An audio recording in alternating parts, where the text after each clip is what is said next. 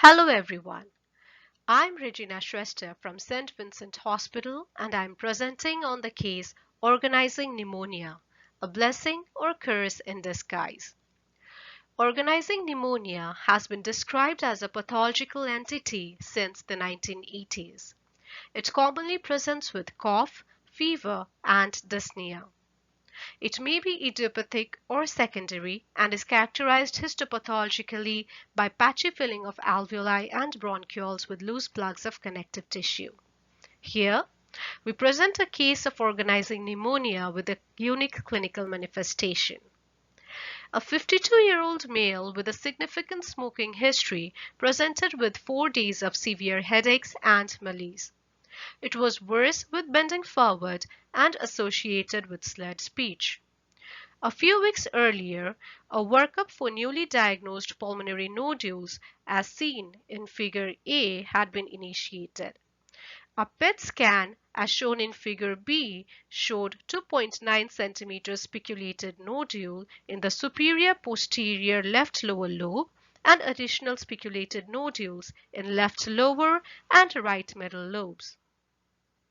On presentation, he appeared lethargic but arousable, with right facial nerve palsy and slurred speech. Labs showed leukocytosis with a left shift and an elevated ESR and CRP. A brain CT showed a left frontal lobe lesion. An MRI showed a 2 cm lesion on the right and an 8 mm lesion on the left periventricular deep white matter. A CT-guided core needle biopsy of the left lung was sent, and he was started on levetiracetam and antibiotics. Pathology revealed scattered eosinophils with no evidence of bacteria, fungi, or malignancy. Worsening lethargy led to a left frontal stereotactic brain biopsy, which revealed benign brain tissue with no evidence of malignancy or abscess. A CSF culture revealed no growth. He was eventually started on steroids, after which his neurological deficits improved and he was discharged.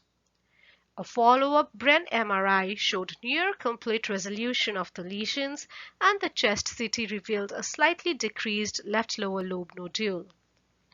Organizing pneumonia is a rare pulmonary disorder, the clinical features of which are typically nonspecific and include constitutional symptoms.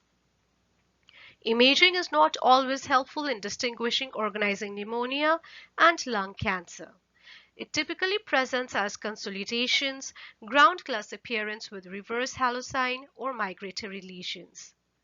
The most common treatment is systemic corticosteroids with more than 65% cure rate. It is a non-specific inflammatory process with clinical symptoms and imaging features confused with different pulmonary diseases, mostly lung tumors. A lung biopsy is required for a definitive diagnosis, but sampling limitations may lead to misdiagnosis as small biopsy tissues may not represent the intrinsic lesion. We therefore present this case to highlight the need for better diagnostic techniques and more effective therapeutic approaches. Thank you.